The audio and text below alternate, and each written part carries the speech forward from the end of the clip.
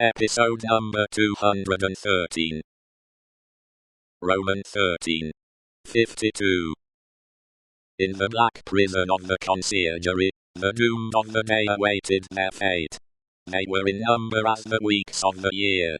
52 were to roll that afternoon on the life tide of the city to the boundless everlasting sea.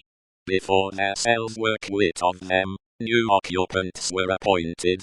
Before their blood ran into the blood spilled yesterday, the blood that was to mingle with theirs tomorrow was already set apart. 212 were told off. From the farmer general of 70, whose riches could not buy his life, to the seamstress of 20, whose poverty and obscurity could not save her.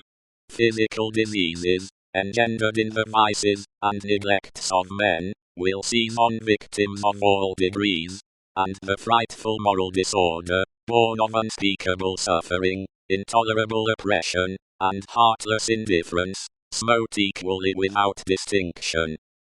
Charles Darnay, alone in a cell, had sustained himself with no flattering delusion, since he came to it from the tribunal. In every line of the narrative he had heard his condemnation.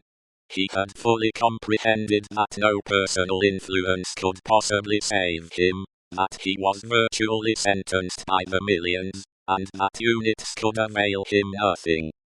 Nevertheless, it was not easy, with the face of his beloved wife fresh before him, to compose his mind to what it must bear.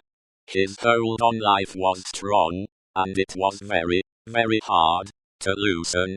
By gradual efforts and degrees unclosed a little here, it clenched the tighter there, and when he brought his strength to bear on that hand, and it yielded, this was closed again.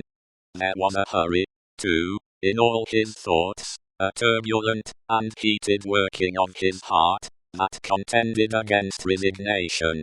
If, for a moment, he did feel resigned, then his wife and child who had to live after him, seemed to protest, and to make it a selfish thing. But, all this was at first. Before long, the consideration that there was no disgrace in the fate he must meet, and that numbers went the same road wrongfully, and trod it firmly every day, sprang up to stimulate him. Next followed the thought that much of the future peace of mind enjoyable by the dear ones, depended on his quiet fortitude. So, by degrees he calmed into the better state, when he could raise his thoughts much higher, and draw comfort down. Before it had set in dark on the night of his condemnation, he had travelled thus far on his last way. Being allowed to purchase the means of writing, and a light, he sat down to write until such time as the prison lamps should be extinguished. He wrote a long letter to Lucy, showing her that he had known nothing of her father's imprisonment, until he had heard of it from herself, and that he had been as ignorant as she of his father's and uncle's responsibility for that misery, until the paper had been read. He had already explained to her that his concealment from herself of the name he had relinquished, was the one condition, fully intelligible now, that her father had attached to their betrothal, and was the one promise he had still exacted on the morning of their marriage. He entreated her, for her father's sake, never to seek to know whether her father had become oblivious of the existence of the paper, or had it recalled to him, for the moment, or for good, by the story of the tower, on that old Sunday under the dear old plane tree in the garden. If he had preserved any definite remembrance of it, there could be no doubt that he had supposed it destroyed with the Bastille, when he had found no mention of it among the relics of prisoners, which the populace had discovered there, and which had been described to all the world.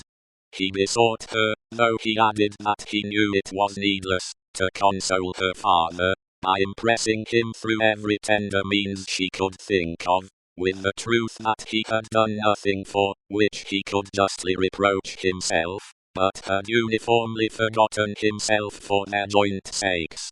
next to her preservation on his own last grateful love and blessing, and her overcoming on her sorrow, to devote herself to their dear child, he adjured her, as they would meet in heaven, to comfort her father.